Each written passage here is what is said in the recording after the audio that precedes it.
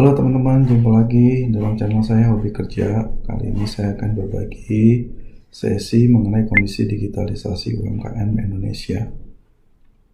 Semoga teman-teman sehat-sehat semua ya dalam masa pandemi COVID-19 ini. Jangan lupa cuci tangan, jaga jarak, dan pakai masker. Stay at home, save life.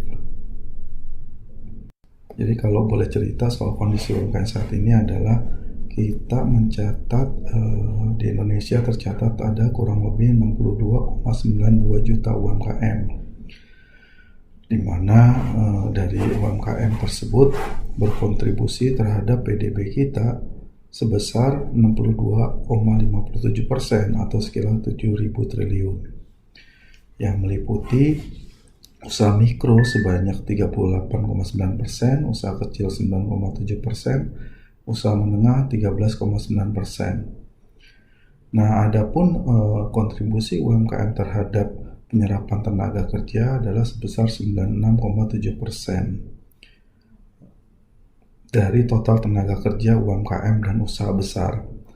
Dan dari sisi investasi, UMKM berkontribusi sebesar 56,2% investasi untuk sektor UMKM dari total investasi terhadap UMKM dan usaha besar. Nah, UMKM sendiri juga berkontribusi atas porsi ekspor sebanyak 15,7% dari total ekspor non-migas.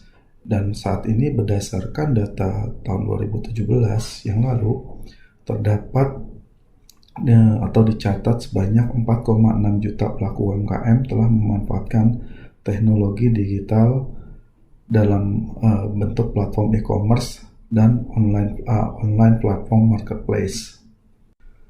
Adapun kondisi UMKM Indonesia saat ini dalam hal perkembangan ekonomi digital Indonesia dan bagaimana keterlibatan UMKM, ada beberapa aspek yang menjadi kekuatan. Pertama, penetrasi seluler Indonesia dicatat dari salah satu sumber tahun 2017 ada sebanyak 441,7%, dan kemudian pengguna internet di Indonesia dari sumber Asosiasi Pengguna Jasa Internet tahun 2017 ada sebanyak 54,7%, dan UMKM sendiri berjumlah sebanyak 59,69 juta unit UMKM berdasarkan data dari Kementerian KUKM tahun 2017.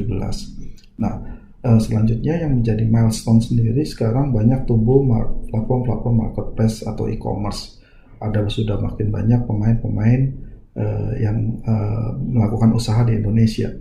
Nah, dari 59,69 juta unit UMKM tadi, diidentifikasi ada sebanyak 4,6 juta UMKM yang sudah memanfaatkan teknologi digital atau berdagang melalui e-commerce atau platform marketplace. Namun demikian, dari 4,6 juta yang memanfaatkan e-commerce tadi atau digitalisasi, hanya sebanyak 5% atau sampai 7% saja UMKM yang sebagai makers atau produsen. Selebihnya lebih didominasi kepada UMKM yang UMKM resellers, yang dia menjual produk-produk dalam negeri maupun produk luar negeri. Nah, untuk itu diperlukan sebuah program inovasi dalam hal ini, misalnya yang dapat mengembangkan produk unggulan dan peningkatan kapasitas UMKM sendiri. Tentunya produk-produk unggulan ini ada produk unggulan dalam negeri.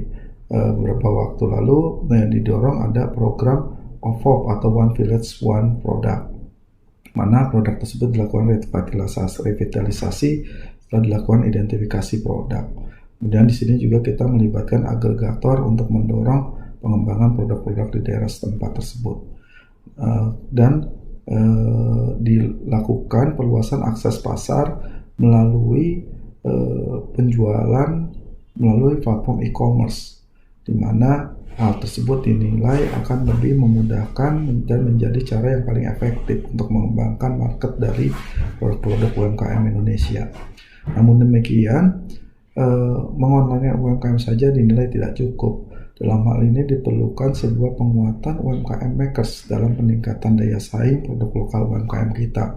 Artinya UMKM yang bermain di marketplace bukan hanya menjual barang-barang yang sudah ada gitu.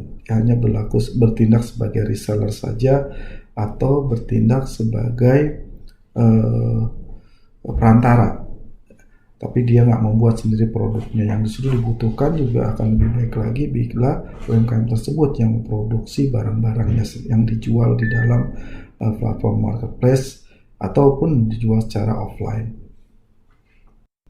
Adapun yang menjadi tantangan bagi UMKM saat ini adalah pertama dari sisi inovasi dan teknologi, karena masih rendahnya inovasi dan masih rendahnya penerapan teknologi. Kedua adalah SDM, sumber daya manusia di UMKM kerja masih kurang produktif, pelaku usaha juga belum mampu mengelola usaha dengan tepat, dan belum adanya kegiatan pasca pelatihan tenaga kerja bagi pelaku-pelaku UMKM. Dalam hal pembiayaan, UMKM dinilai belum mampu menyusun laporan keuangan dengan baik dan belum dapat memenuhi persyaratan agunan yang dinilai rumit ketika sebuah UMKM ingin melakukan permohonan pembiayaan bagi usahanya. Selanjutnya dari sisi branding dan pemasaran, dinilai UMKM kita masih lemah dalam hal pemasaran dan branding. Kemudian posisi tawarnya juga masih rendah dan masih minimnya pola kemitraan dengan usaha besar. Dari sisi legalitas juga masih banyak UMKM yang belum memenuhi syarat prosedur perizinan karena dinilai prosedurnya masih cukup rumit bagi pelaku UMKM.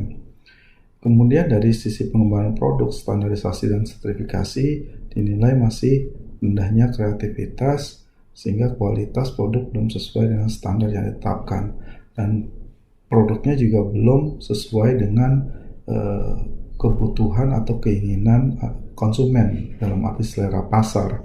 Dalam hal ini pemerintah juga sudah banyak sekali mendorong program-program melalui kementerian lembaga yang meliputi program-program pada aspek perizinan, pembiayaan, logistik, pengembangan produk, SDM, dan pemasaran untuk mendukung pengembangan UMKM, di mana bidang-bidang yang dikembangkan ini dilakukan secara terkoordinir, bersinergi antara satu kementerian dengan lembaga lainnya.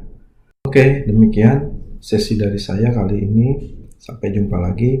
Bagi teman-teman yang belum, please support channel ini dengan like, subscribe, dan share kepada yang lain. Semoga bermanfaat. Sampai jumpa lagi pada sesi atau konten saya berikutnya. Bye.